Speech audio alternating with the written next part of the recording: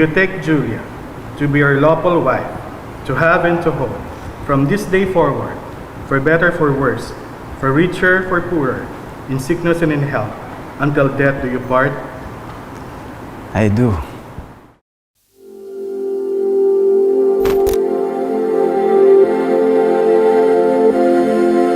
Saan nagsimulang magbago ang lahat? Bakit ba gusto mo pang magtrabaho? Kaya naman kitang buhayin. Di pa ba sapat yung mga binibigay ko sa'yo? Dito ka na lang sa bahay. Alagaan mo mga anak natin. Ang gagawin mo lang naman dito sa bahay ay maglinis at mag-alaga ng anak natin. Mahirap bang gawin yun? Yun lang naman hinihingi ko sa'yo. Hindi naman ako nagkukulang sa pagbibigay sa inyo ng pinansyal. Kaya bakit kailangan mo pa magtrabaho? Wala ka bang tiwala sa akin? Kaya ko naman kayong buhayin ng anak natin. Nabibigay ko naman lahat ng gusto mo at ng anak natin. Kulang pa ba sa'yo yun? Tell your heart to beat again. Close your eyes and breathe it in. Let the shadows fall away. Step into the light of grace. Yesterday is a closing door. You don't live there anymore. Say goodbye to where you've been, and tell your heart to beat again.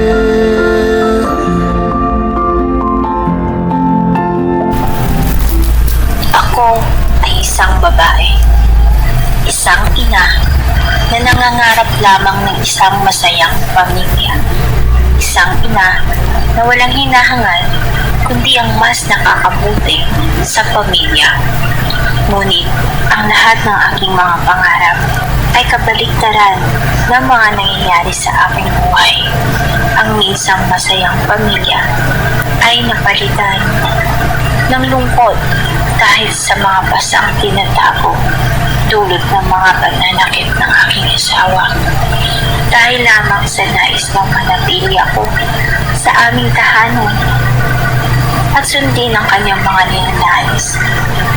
Ako ay isang ina at babae na bumabangon at lumalaban para sa aking sarili at sa aking anak.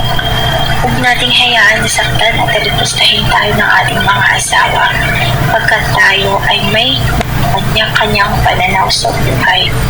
Huwag nating tulong ang ating mga sarili sa paniniwalang dapat ang babae ay laging nasa tahanan lamang at nag-aalaga ng mga anak. Matuto tayo tumayo sa ating sariling mga paa at abutin ang mga pangarap na ating ninanais kahit noong panahon na wala pa tayo, pamilya at malayo. Beginning, just let that word wash over you. It's alright now. Love's healing hands have pulled you through.